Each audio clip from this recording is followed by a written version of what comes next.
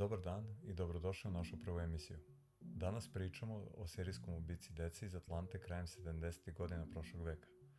Priča o ovim zločinima potresla je svet pre više od 40 godina i pored brojnih filmova i dokumentaraca nije do kraja razjašnjeno šta se tačno dogodilo, a slučaj i dalje izaziva kontroverze. U julu 1979. godine na periferiji Atlante pronađena su tela dvoje afroameričke dece starih oko 14 godina. Jedan je umro od gušenja, drugi od prostrelne rane, bez tragova silovanja. Obojica su bila članovi ulične bande koja je htjela da uđe u narkobiznis. Policija je na telima pronašla zanimljiv detalj, tragove plavog tepiha koji nisu postojali u njihovim kućama. Međutim, taj trag nije dobio na značaju i slučaj je utihnuo. Posle meseci i po dana, nestalo je još jedno dete koje nikada nije pronađeno. Dečak je krenuo u banku, udaljeno 1,5 km od kuće da plati kiriju, ali nikada nije stigao do iste. Na kraju je policija privodila razne egzibicioniste i sumnjive ljude, ali pravog ubicu nije uspela da nađe. Verovatno već naslućujete da je to tek bio početak. Ubrzo je nastradalo još jedno dete, Joseph Bell. Istraga iz nekog razloga zaključila da je kriv dečako psihički nestabilan otac, koji je navodno oteo dete od majke. Otac je završio u psihijatrijskoj ustanovi, a telo dečaka pronašli su u podrumu napuštene škole. I opet bez tragova silovanja i opet smrt gušenjem. Godinu dana Atlanta je spavala mirno, ali već u martu 1980. godine nestala je 12-godišnja devojčica koja je pronađena vezana električnim kablom za drvo, opet sa vlaknima plavog tepiha i tragovima pseće dlake. Posle nekog vremena, policija je saznala da je devojčica već mesecima radila kao prostitutka. Dok je slučaj dobijao na težini u medijima, policija Atlante povremeno hapsila pedofile i osobe sa mentalnim poremećajima, ali bez ikakvih rezultata. Ubistva su se nastavila. Tokom samo jedne godine u Atlanti je ubijeno 12 dece iz siromašnih porodica, većinom sa problematičnim uslovima života. Nakon još jednog ubistva, neki roditelji okupili su svojevrsni komitet. To su učinili, pre svega, radi sigurnosti grada u kojem su donedavno mirno živjela njihova deca. Ali koristi gotovo da nije bilo. Broj ubistava samo je rastao. Na kraju je komitet počeo da liči na politički sindikat, rasle su tenzije i pojavile se teorije zavere da su ubistvo delo belih rasista iz Ku Klux Klana. Tokom letnjih protesta 1980. cela Atlanta je bila na nogama, sa atmosferom nalik događajima nedavnog BLM pokreta u Americi.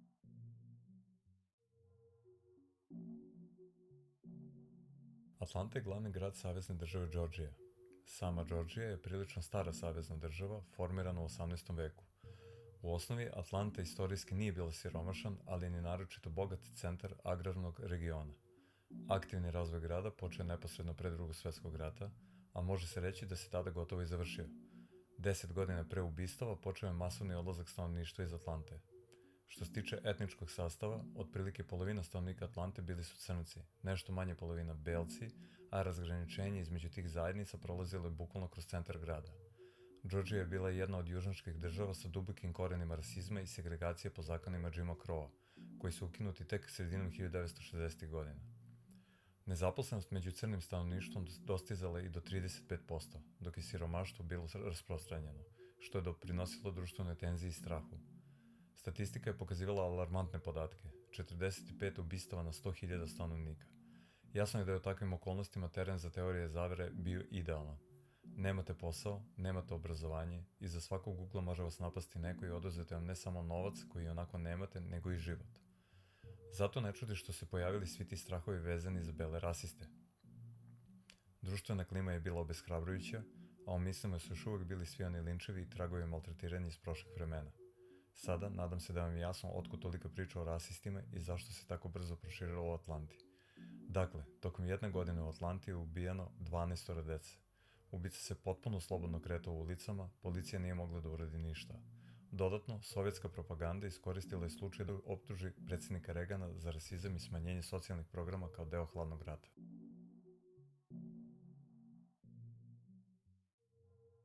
Hajde da razjasnimo šta je profiling i kako su ti profileri radili u Atlanti. Profiling je oblast kriminalistike zasnovana na psihologiji. Evo što o tome kaže jedan bivši agent tajne službe. Uključujemo se kada kriminalisti ne uspevaju. Ako proučimo kako je zločin počinjen, shvatit ćemo zašto se desio. To nas vodi do toga koga je počinio. Mnogi misle da je profiler neka vrsta mešavine Sherlocka Holmesa i Sigmunda Freuda, da mu je zadatak da nađe zločinca. Odgovor je ne. Zadatak profajlera nije da uhvati konkretnog zločinca, već da nacrta njegov psihološki portret. Kako mu je bilo detinjstvo, kakve je imao odnose sa vršnjacima, da li su ga tukli u školi, da li je mučio mačke ili pse, kako se odvijalo njegovo odrastanje i proces socijalizacije. Takav detaljan portret profajler treba da predstavi nakon inicijalne istrage kako bi pomogao policiji da lakše i brže uhvati zločinca. Treba reći da taj metod nije bio, niti je sada neka univerzalna metoda. Već tada je bilo dokaza da prilikom istrage serije zločina, pa i onih seksualne prirode, profajleri često zalutaju na potpuno pogrešan trag. Na primer, bila je priča o bostonskom davitelju. On je zadavio 13 žena 60. godina, a profajleri su nekako zaključili da je davitelj frustrirani homoseksualac. Na kraju se ispostavilo da nije homoseksualac, bio je u braku i ubio je nasumično izabrane žene. Istraživanja iz 2000-ih pokazala su da profajleri nisu mnogo bolje ni u veštini, ni u rezultatima od obične policije. Verovatnoća da će se vaši metodi pokazati tačnim, da je ubica upravo onaj ko odgovara vašem psihološkom portretu, nije 100%, ali u slučaju Atlante upravo je taj metod postao prelomni trenutak. Istragu je preuzeo FBI sa odeljenjem profajlera na čelu sa Johnom Douglasom. Naš glavni junak, John Douglas, je osnivač kriminalnog profilisanja. On i njegov partner došli su u Atlantu u trenutku kada je već bilo ubijeno 16 tinejdžera. Jasno je da su odmah krenuli u akciju, počeli da kopaju po arhivama i šta se desilo. Dobili su dva psihološka portreta koje su se međusobno snažno poklapala, a zaključci iz tih psiholoških portreta koje su profajleri sastavili nimalo se nisu dopali roditeljima žrtava, niti uopšte javnosti Atlante.